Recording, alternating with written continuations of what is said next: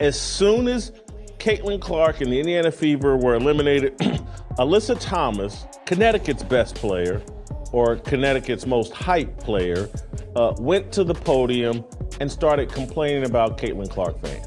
I think in my 11-year career, I've never experienced the racial comments from the Indiana Fever fan base. Alyssa Thomas has just been suspended after what many are calling a nasty, racially charged attack on Caitlin Clark, and honestly, the meltdown that came afterward was even worse. After putting up a miserable showing against the Minnesota Lynx in the playoffs, it looked like she simply couldn't handle the pressure. So what did she do during her post-game interview? Instead of taking responsibility, she decided to toss out accusations of racism out of nowhere, shifting all the focus onto Clark's supporters and labeling them as racists. So if you're watching this video right now, there's a pretty good chance you're a Caitlin Clark fan, and according to Alyssa, that apparently makes you a racist too. Well, thanks for the enlightenment, Alyssa. Well, thanks for enlightening us, Alyssa. Those guys, they're the racists, when really, y'all are the racists. It's wild how someone can completely ignore Clark's ridiculous numbers and chalk her success up to nothing but her skin color. Honestly, the suspension was more than deserved. But do you know exactly what Alyssa said that created this entire storm? Why is everyone turning against her now? And is there any possibility the league will actually let this slide? Let's break down what happened. We all know what this really is. It's an attack on Caitlin Clark. Caitlin Clark's the wrong face for this league because her fans are so racist. So the Connecticut Sun just got bounced from the playoffs in the most embarrassing way, thanks to a dominant beatdown from the Minnesota Lynx in Game 2. After a rough night on the court, Alyssa walked into the post-game presser looking like she was hanging by a thread. It's unacceptable, honestly.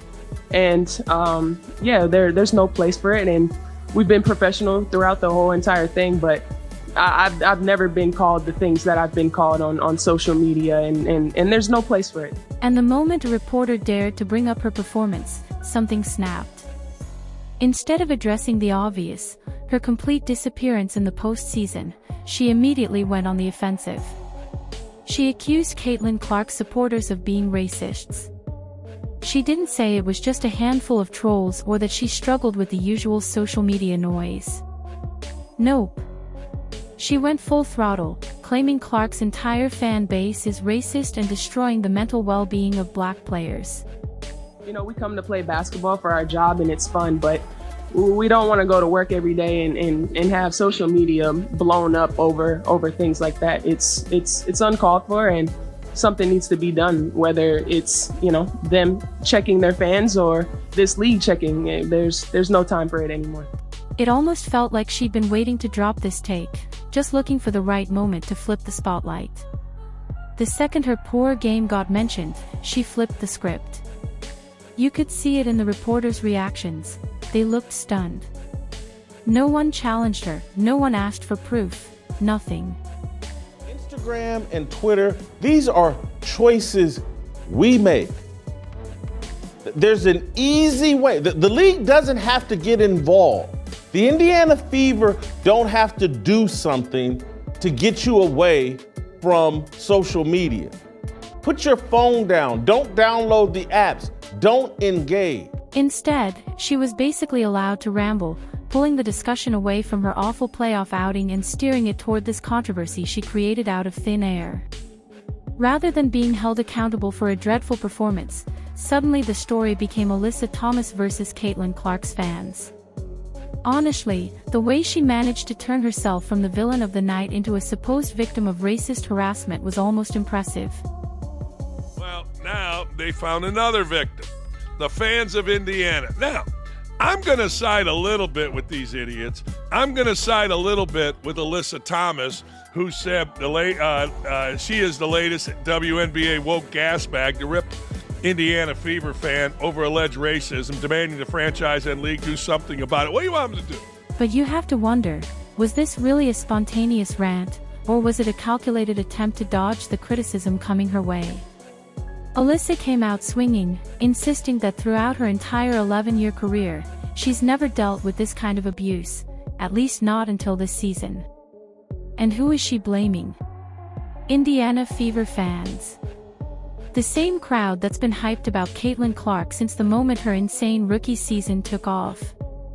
But who gives a rat's ass? Seriously. Here's the funny part though, she didn't bother providing even the tiniest bit of evidence.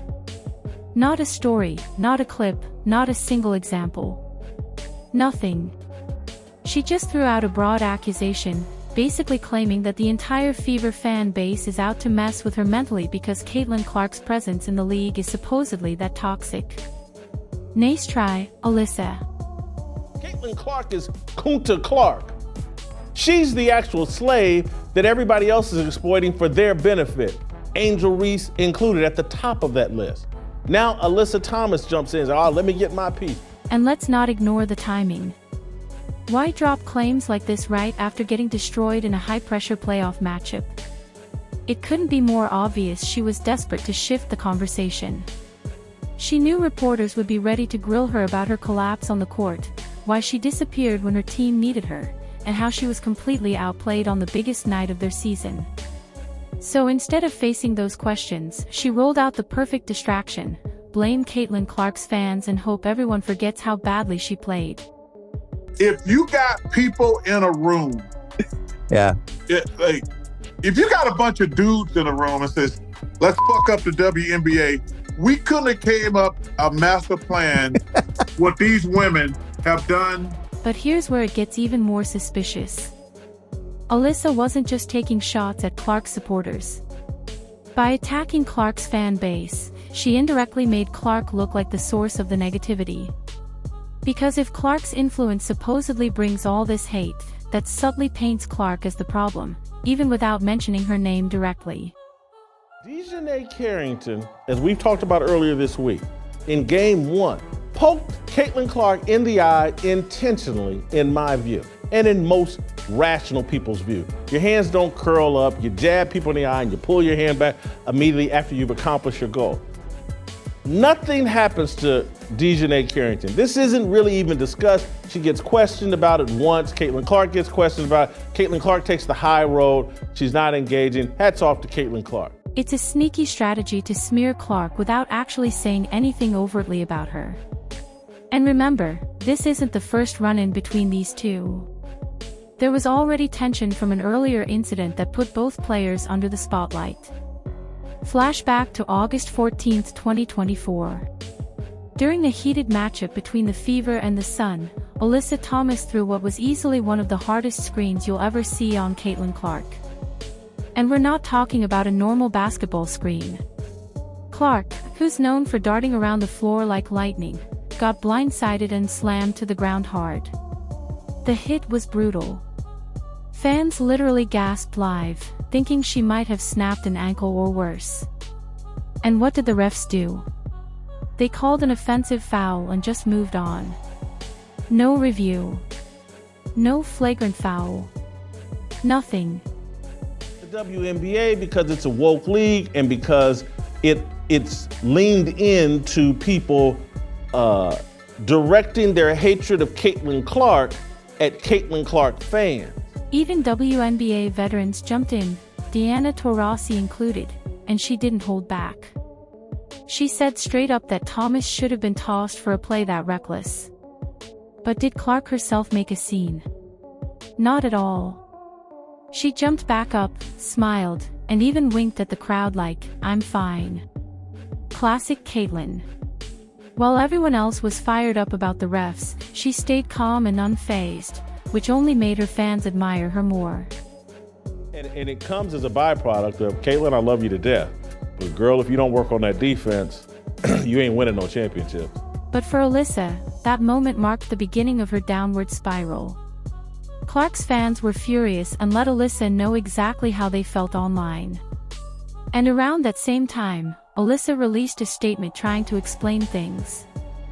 They fired her. They kicked her off the game because it's Caitlin Clark and she can't do that game. But instead of acknowledging that her screen could have seriously injured one of the league's biggest rising stars, she went in the opposite direction. She positioned herself as the victim and claimed that all the backlash she was getting was racially motivated, not because she nearly took out a rookie sensation. It was pure deflection, and anyone paying attention saw right through it. Fans were upset because she played dirty. Race had absolutely nothing to do with it.